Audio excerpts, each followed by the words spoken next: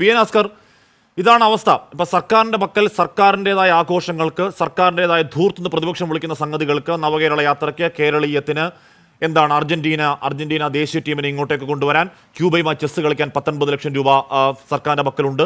ഈ പറഞ്ഞ കേന്ദ്രാവഗണന സർക്കാരിന്റെ ഏതെങ്കിലും തരത്തിൽ അവിടെ ക്രിസ്മസ് വിരുന്നിന് പണമുണ്ട്. അവിടെ ഇന്നിപ്പോൾ ഗവർണർക്ക് ജനുവരി 26 പൗരപ്രമുഖരെ വിളിച്ച് ആദരിക്കാൻ, വിരുന്നൂട്ടാൻ 20 ലക്ഷം രൂപ കൊടുക്കാൻ സർക്കാരിൻ്റെ പണമുണ്ട്.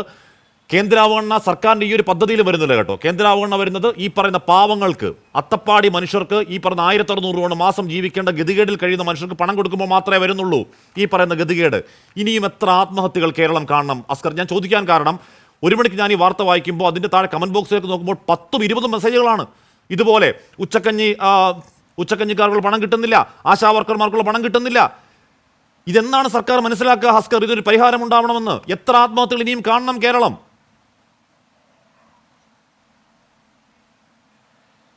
ഹഷ്മി, സാമൂഹ്യക്ഷേമ പെൻഷന്റെ കാര്യം മാത്രം എടുത്ത് പരിശോധിച്ചാൽ 18 മാസം കുടിശ്ശികയുണ്ടായിരുന്ന ഒരു സംസ്ഥാനത്താണ് ഒന്നാം പിണറായി സർക്കാർ അധികാരത്തിലെത്തുന്നത്.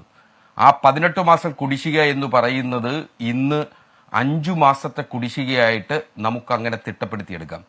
ഒരു മാസം 900 കോടി രൂപ സാമൂഹ്യക്ഷേമ പെൻഷൻ കൊടുക്കുന്ന ഏതെങ്കിലും ഒരു സംസ്ഥാനം ഇന്ത്യയിൽ എവിടെയെങ്കിലും ഉണ്ടോ?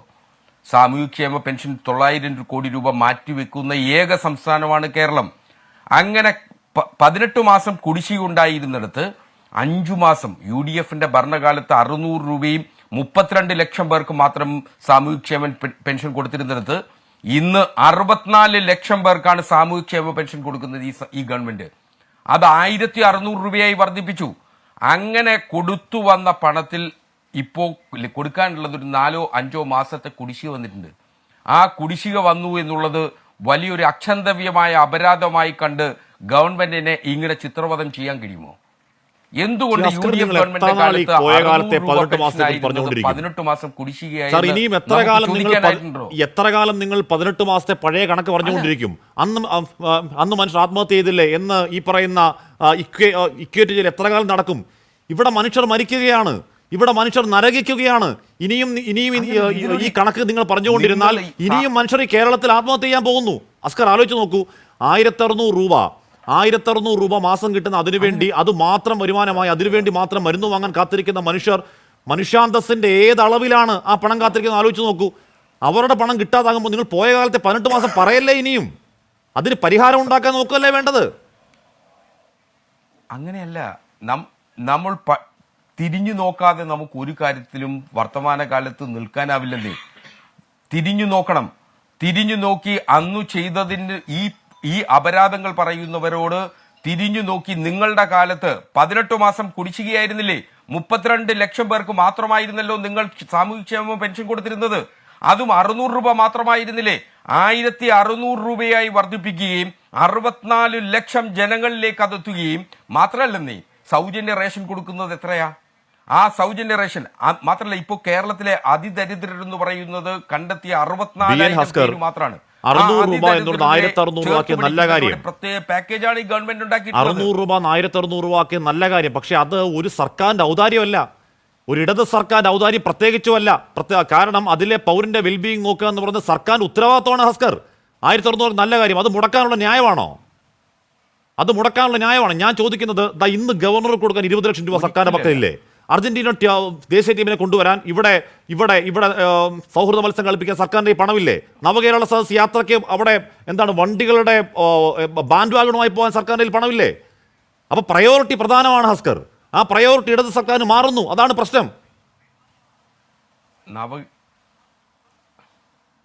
അങ്ങനെയല്ല ലക്ഷ്മി. നവകേരള സദസ്സിൽ സർക്കാരിന്റെ ഖജനാവിൽ നിന്ന് 1 രൂപ പോലും ചിലവാക്കിയിട്ടില്ല. 140 മണ്ഡലങ്ങളിലും അതാത് മണ്ഡലങ്ങളിൽ നിന്ന് കണ്ടെത്തിയ പണം ഉപയോഗിച്ചാണ് നവകേരള സദസ് നടത്തിയിട്ടുള്ളത്. ഒരു തരത്തിലുമുള്ള ദൂർത്തില്ല. നിങ്ങൾ ദൂർത്തെന്ന് പറയുന്നത് ആ വാഹനത്തെ സംബന്ധിച്ചാണെങ്കിൽ, ആ ബസ്സിനെ സംബന്ധിച്ചാണെങ്കിൽ, ആ ബസ് എന്ന് പറയുന്നത് സംസ്ഥാനത്തെ ഒരു KSRTCയുടെ പക്കലുള്ള ഒരു ബസ്സിന്റെ മാത്രം സൗകര്യങ്ങളുള്ള ഒരു ബസ്സായിരുന്നു. അതെല്ലാം നമ്മൾ കണ്ടതല്ലേ. ഇനിയും അത് ചർവണമായ ഒരു വിഷയമാണ്. ആ വിഷയത്തിൽ വീണ്ടും ആവർത്തിച്ച് ചർച്ച ചെയ്തുകൊണ്ട് എന്ത് പരിഹാരമാണ് നമുക്ക് കാണാൻ കഴിയുന്നത്? ഒരാത്മഹത്യയും ഒരു തരത്തിലും നമുക്കൊരു പരിഹാരം ഉണ്ടാക്കില്ല. ഒരുപക്ഷെ ചക്കിട്ടിപ്പാറയിൽ സംഭവിച്ചത്, അദ്ദേഹം ആത്മഹത്യ ചെയ്തത്, അദ്ദേഹത്തിന്റെ വിയോഗത്തിൽ നമുക്ക് എല്ലാവർക്കും ദുഃഖമുണ്ട്, ഞെട്ടലുണ്ട്. പക്ഷെ സാമൂഹ്യക്ഷേമ പെൻഷൻ കൊടുക്കാത്തത് കൊണ്ട് മാത്രം ഒരു മനുഷ്യൻ ആത്മഹത്യ ചെയ്തു എന്ന് വരുത്തി തീർക്കാനുള്ള ബോധപൂർവമായിട്ടുള്ള ഒരു നറേറ്റീവാണ് സാമൂഹ്യക്ഷേമ പെൻഷൻ മാത്രമായിരിക്കില്ല അതിന്റെ ഘടകങ്ങൾ. ആ ഘടകങ്ങൾ പരിശോധിച്ചേ മതിയാകും. ആ പഞ്ചായത്ത് പ്രസിഡന്റ് പറയുന്നു അയാൾ ആ വീട്ടിൽ ഒറ്റയ്ക്ക് കഴിയുകയാണ്, അത് കാരണം അതിന്റെ ഏകാന്തര ഡിപ്രഷൻ ആണെന്ന് പറഞ്ഞു കളയല്ലേ. ഇവിടെ മാസങ്ങൾക്ക് മുൻപ് കൃത്യമായി എഴുതി കൊടുക്കുകയാണ്, എനിക്ക് വേറെ നിവർത്തിയില്ല, ജീവിക്കാൻ വേറെ നിവർത്തി, ഇതുകൊണ്ട് മാത്രം ഞങ്ങൾ ജീവിക്കുകയാണ്, ഇത് ഈ പണം തരുന്നില്ലെങ്കിൽ ആത്മഹത്യ ചെയ്യേണ്ടി വരുമെന്ന് വളരെ കൃത്യമായി താഴെത്തട്ട് മുതൽ മന്ത്രിമാർക്ക് വരെ കാര്യങ്ങൾ കൃത്യമായി എഴുതി കൊടുത്തിട്ടും പിന്നെയും ആത്മഹത്യയുടെ മറ്റു കാരണം തേടുകയാണോ? ഇതാ പ്രശ്നം അസ്കർ. അങ്ങനെയല്ല, ഒരു തരത്തിൽ ഹഷ്മി അങ്ങനെ തന്നെ കാണരുത്. കാരണം സംസ്ഥാനത്ത് സൗജന്യ ചികിത്സ ലഭിക്കുന്ന 5 ലക്ഷം രൂപ വരെയുള്ള സൗജന്യ ചികിത്സ ലഭിക്കുന്ന എത്ര ലക്ഷം പേരുണ്ട്? പരിശോധിക്കണ്ടേ? അങ്ങനെ സൗജന്യ ചികിത്സ നൽകുന്നതിനുള്ള കാര്യകാരണങ്ങൾ നിരത്തിക്കൊണ്ടൊരു ഗവൺമെന്റ് പ്രവർത്തിക്കുമ്പോൾ ആ ഗവൺമെന്റ് നമുക്ക് കുറ്റപ്പെടുത്താനാവുമോ? ഗവൺമെന്റിന്റെ മാത്രം പിശകുകൊണ്ടാണ് ഇത് സംഭവിച്ചത് എന്ന് വരുത്തി തീർക്കേണ്ട ഒരു ബോധപൂർവമായ ശ്രമം, ആ ശ്രമത്തെയാണ് ഞങ്ങൾ എതിർക്കുന്നത്.